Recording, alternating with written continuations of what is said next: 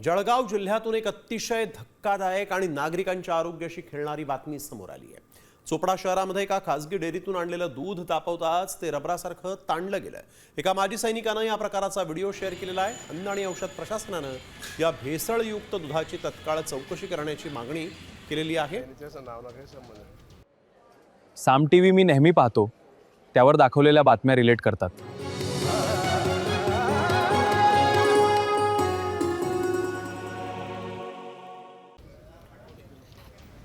निर्मल डेअरीवरून चोपडा निर्मल डेअरीवरून दूध घेतलं। ते सकाळी फ्रीजचं दूध होतं, मी घरी घेऊन फ्रीजमध्ये ठेवलं आणि सकाळी चहा बनवण्यासाठी ते काढलं, गरम केल्या असता ते दूध फाटलं।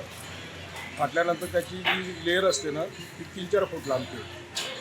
त्याच्यात मला संकोच आला की हे दूध फॉल्टी असू शकतं, तर मी त्याच्यासाठी FBI जे जळगावचे शिंदे साहेब आहेत त्यांना मी दूरध्वनी क्रमांकावर संपर्क साधला। पण त्या दुधाचे नमुने घेतलेले आहेत, विश्लेषणासाठी पाठवलेले आहेत।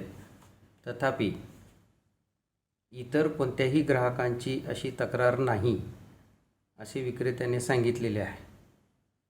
तरी या प्रकरणी मी नागरिकांना आवाहन करतो की त्यांनी दूध खरेदी केल्यानंतर ते तात्काळ गरम करून ठेवावे।